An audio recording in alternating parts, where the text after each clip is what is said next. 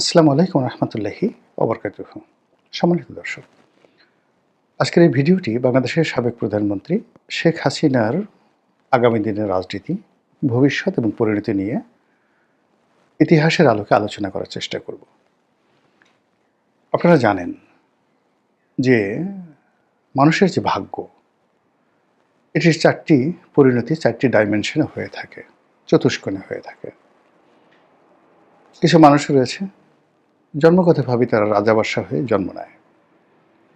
আপনি যত চেষ্টা করেন, এখন চেষ্টা করলে কি আপনি সেই সৌদি আরবের রাজপরিবারের সদস্য হতে পারবেন? মোহাম্মদ বিন সালমান এখন যুবরাজ।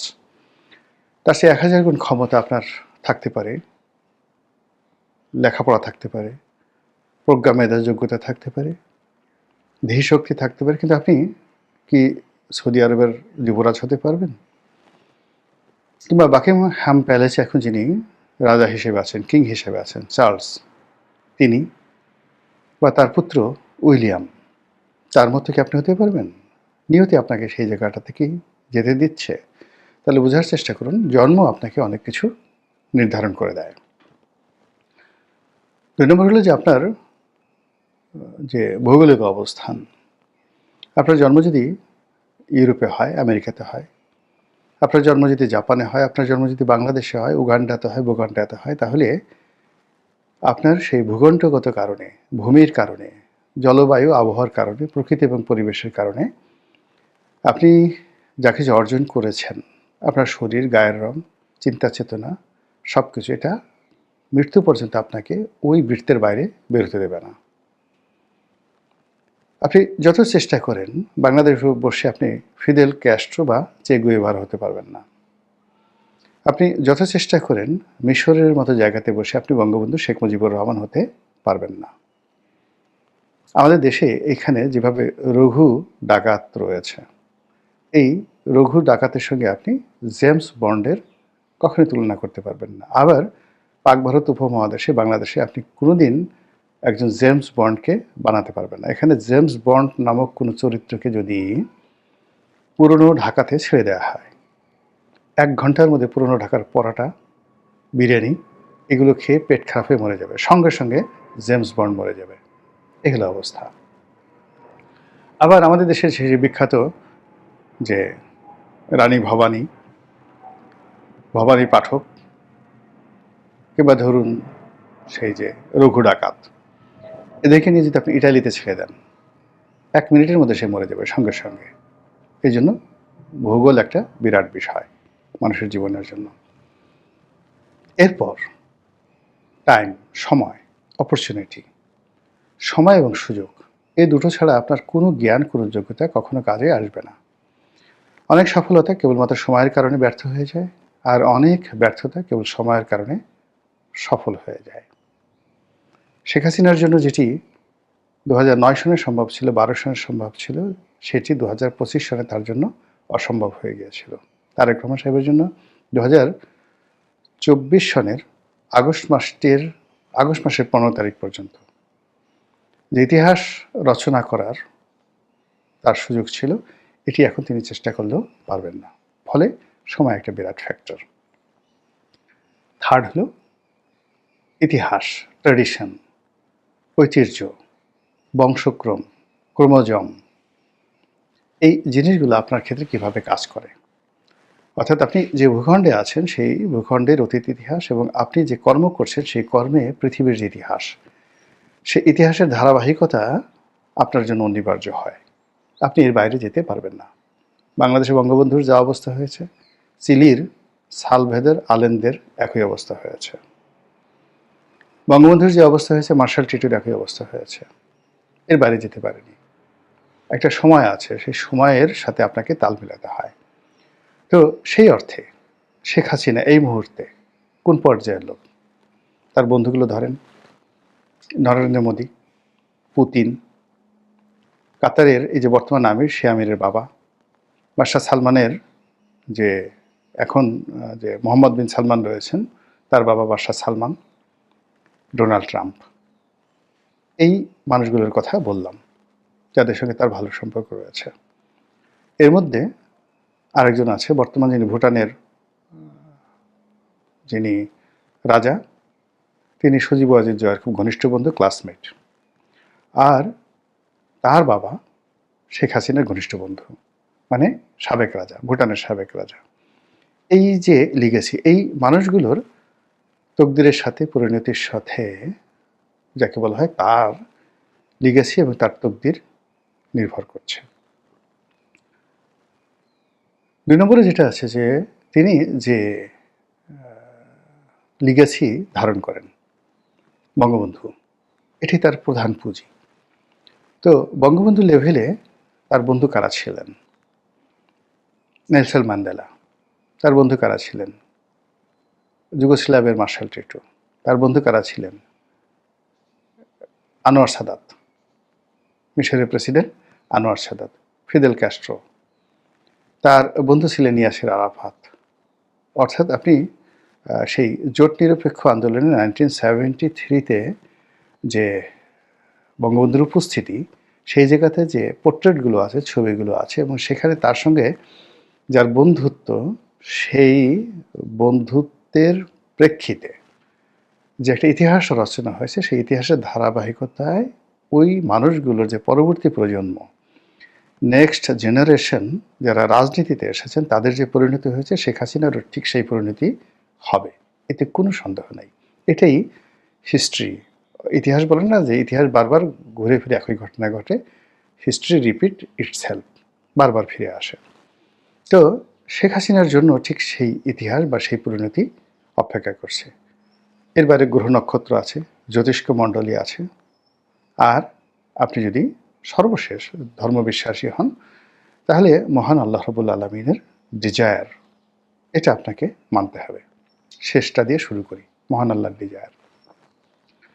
আমরা দেশের জনগণ যেভাবে আশা করেছিলাম, আতঙ্ক অনুভব করেছিলাম, সেক্ষেত্রে শেখ হাসিনার মৃত্যু আমাদের দেশের বেশিরভাগ মানুষ কামনা করেছিল নির্মমভাবে, যে তিনি ধরা পড়বেন, গণপিটুনিতে মারা পড়বেন, এবং সেই ধরনের একটা পরিস্থিতি কিন্তু তৈরি হয়েছিল।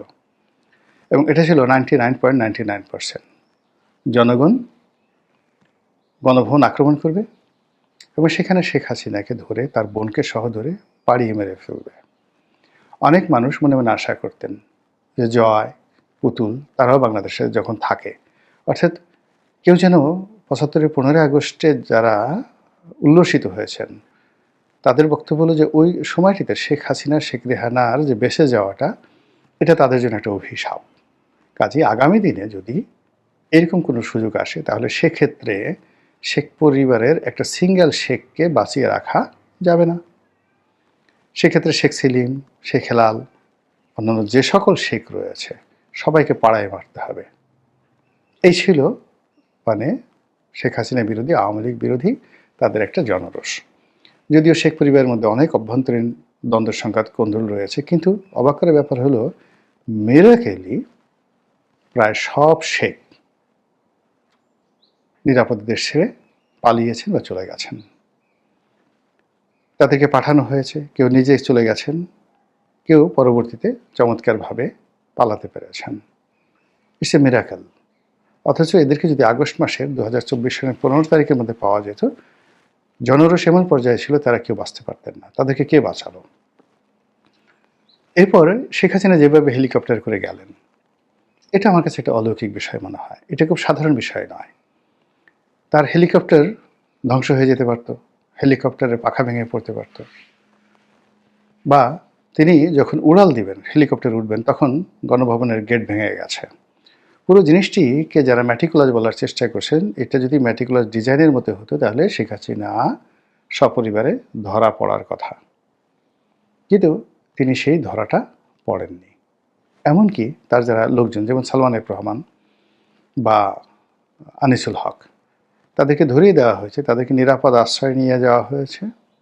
পরবর্তীতে তাদেরকে ধরিয়ে সরকারের জিম্মায়, রাষ্ট্রের জিম্মায় পাঠানো হয়েছে, এখন বিচার চলছে। কিন্তু জনগণ যদি তাদেরকে 15 আগস্ট পেত, বিশ্বাস করেন তাদেরকে মানে টুকরো টুকরো করে ফেলা হতো, রক্ত থেকে মাংস আলাদা করে ফেলা হতো, হাড্ডি গুড্ডি সব এলোমেলো করে দেওয়া হতো। এতটা জনরোষ ছিল। কিন্তু কেন সেটা হলো না? নিঃসন্দেহের মধ্যে কোনো ইঙ্গিত রয়েছে, এবং সেই ইঙ্গিত নিয়েই মূলত এখন আওয়ামী লীগের যারা লোকজন, তারা অলৌকিকতে বিশ্বাস করছে যে শেখ হাসিনা ফিরে আসবেন। যদি তিনি ফিরে না আসতেন তাহলে তিনি বাঁচতেন না। আল্লাহ যে তাকে বাঁচিয়ে রেখেছেন, নিঃসন্দেহে এর মধ্যে আল্লাহর একটা প্ল্যান আছে, গুড প্ল্যান আছে। এই আশায় তারা প্রতিদিন সীমান্তে তাকিয়ে থাকেন, প্রতিদিন নরেন্দ্র মোদীর দিকে তাকিয়ে থাকেন, দিল্লির দিকে তাকিয়ে থাকেন, আর পত্রপত্রিকায় দেখেন। এবং আমরা যারা কন্টেন্ট তৈরি করি, আমাদের কথাবার্তা শোনার মধ্যে তারা খুঁজে বের করার চেষ্টা করেন যে শেখ হাসিনার আসার কোনো সুসংবাদ আছে কিনা। তো এই কাজগুলো শুধু আওয়ামী লীগের লোকজন করছে তা নয়, আওয়ামী লীগের যারা বিরোধী পক্ষ তারাও কিন্তু এই শেখ হাসিনার আগমন, তার তিরোধান, তার ফিরে আসা, এগুলো নিয়ে ভীষণ রকম চিন্তায় আছে।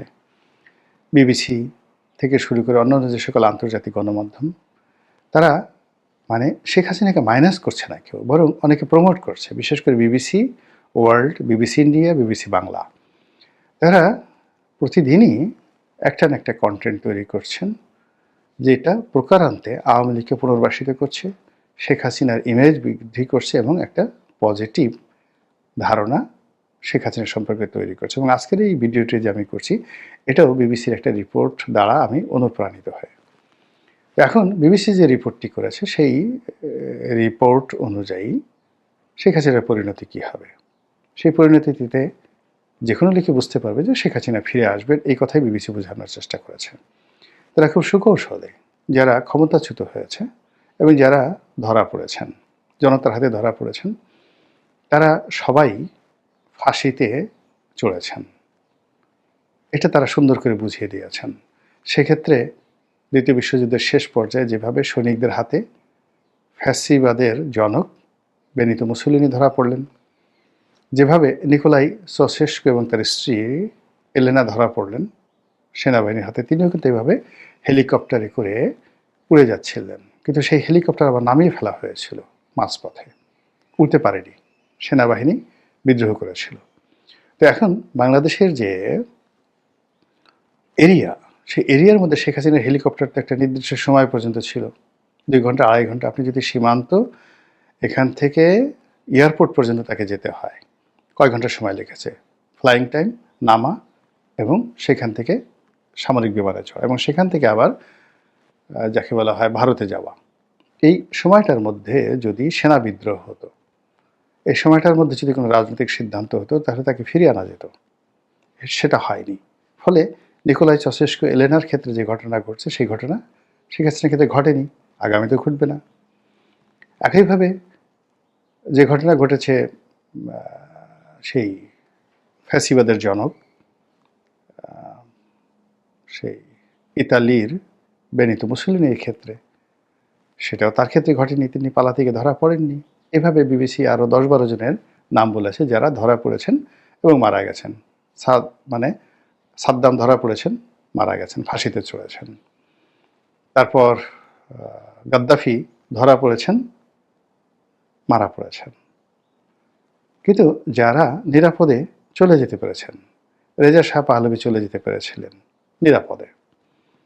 ডাক্তার সান ইয়াত সেন, চীনের কিংবদন্তির নেতা, আধুনিক চীনের সেই প্রথম প্রেসিডেন্ট, তিনিও চলে যেতে পেরেছিলেন, ইংল্যান্ডে পালিয়ে যেতে পেরেছিলেন এবং সেখান থেকে তিনি সেই বিপ্লবের পরে এসে সে প্রথম সেই চীনের প্রেসিডেন্ট হয়েছিলেন, ডাক্তার সান ইয়াত সেন।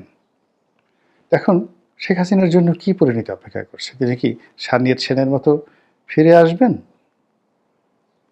আবার নতুন করে সবকিছু ইতিহাস তৈরি করবেন, নাকি ইয়াসির আরাফাতের মতো, তার বাবার বন্ধু ইয়াসির আরাফাত যেভাবে তার বিরুদ্ধে মৃত্যুদণ্ড জারি হয়েছিল, তিনি সেই মৃত্যুদণ্ড মাথায় নিয়ে সেই ফিলিস্তিনের অভিসংবাদিত নেতা হয়েছিলেন, নেতা হয়ে ফিরে এসেছিলেন, রাষ্ট্র ক্ষমতায় পেয়েছিলেন এবং নোবেল পুরস্কার পেয়েছিলেন? শেখ হাসিনা কি আরেকটা নোবেল পুরস্কার পাবেন? আমি বলতে পারি না, বিবিসিকে জিজ্ঞাসা করেন। মহান আল্লাহ আমাদের সবাইকে হেদায়েত দান করুন। আসসালামু আলাইকুম রহমতুল্লাহি ওয়া বারাকাতুহু।